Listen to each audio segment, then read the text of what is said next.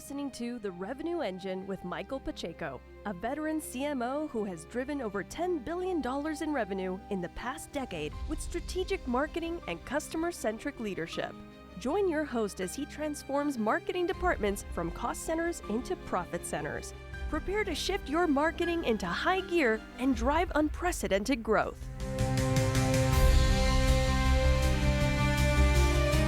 Is your brand getting lost in the crowd? Let's explore strategies to differentiate your brand and stand out in the saturated market. Hi, I'm Michael Pacheco, fractional CMO for health and health-adjacent technology companies, and today I want to discuss the importance of differentiation and how you can make your brand stand out in a crowded marketplace. Differentiation is crucial because it helps your brand stand out from the competition. It separates you from the pack, helps you attract the right customers, and it helps you build a loyal following. Talking about brand recognition, differentiation makes your brand more recognizable. It makes your brand more memorable. Unique brands have elements like logos, colorways, even typefaces, and messaging that helps customers identify and remember your brand. It separates you from the pack. Next is competitive advantage. A strong differentiation strategy gives you a clear competitive edge. Just look at Apple, look at Nike, right? Clear competitive edge over competitors. By offering something unique, you can attract customers who are looking for specific qualities that only your brand provides. And then finally is customer loyalty. Differentiated brands often build stronger emotional connections with their customers. This leads to increased loyalty and long-term customer relationships. To differentiate your brand, you need to understand your competitors and identify gaps in the market. I've got 4 points here that I want to touch on. Number one is going to be identifying competitors. You want to start by identifying your direct and indirect competitors. This is called competitive analysis. Look at brands that offer similar products or services and those who target the same audience. Those are your indirect competitors. Your indirect competitors are other companies who target the same audience as you. Although they may not be direct competition, assuming there is a limited budget in the pocketbooks of your ICP, that's ideal client profile, ideal customer profile. Assuming there's a limited budget in their pocket, they could spend money on whatever it is you provide or someone else who doesn't do exactly what you do, but they're targeting the same people. Numero dos, analyze their strengths and weaknesses. Here you want to conduct a SWOT analysis. That's strengths, weaknesses, opportunities, and threats. You want to understand what your competitors are doing well and where they fall short. This analysis will help you identify areas where you can differentiate, where you can set yourself apart from the pack. Number 3, evaluate their positioning. Study how your competitors position themselves in the market. You want to look at their branding, look at their messaging, look at their unique selling propositions. This will help you find opportunities to position your brand differently. Finally, number 4 is customer feedback. You want to analyze customer feedback and reviews for your competitors.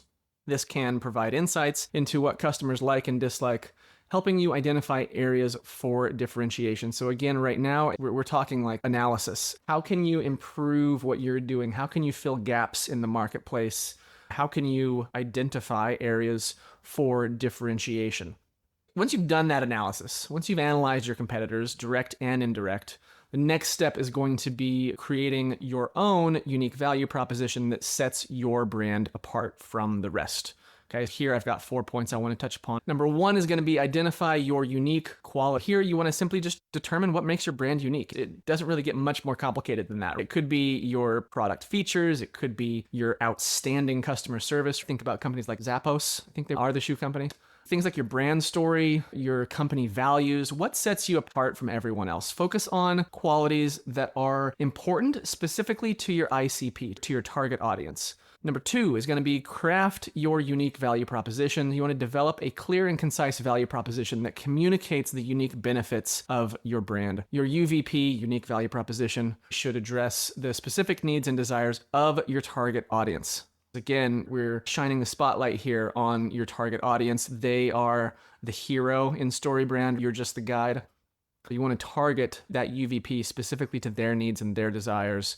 You want to explain why they should choose your brand over others. Number 3, integrate your UVP into your branding. You want to ensure that your UVP is reflected in all aspects of your branding, from the logo to the tagline, your website, to other marketing materials, advertising, everything. Consistent messaging is going to reinforce your brand's position, going to help solidify that. And communicating your UVP. This is number 4. You want to clearly communicate that unique value proposition across all channels. And number 3, we integrated it into the branding, and now we want to clearly communicate that. It's a little bit different, right? There's a little nuance here. You want to use your UVP to guide your content creation, advertising, and customer interactions. This is a little more nuanced, subtle. You're using the UVP to guide your marketing actions, your decisions, your strategies. Hope that makes sense. It ensures that your UVP is always front and center. Are you dreaming of digital domination?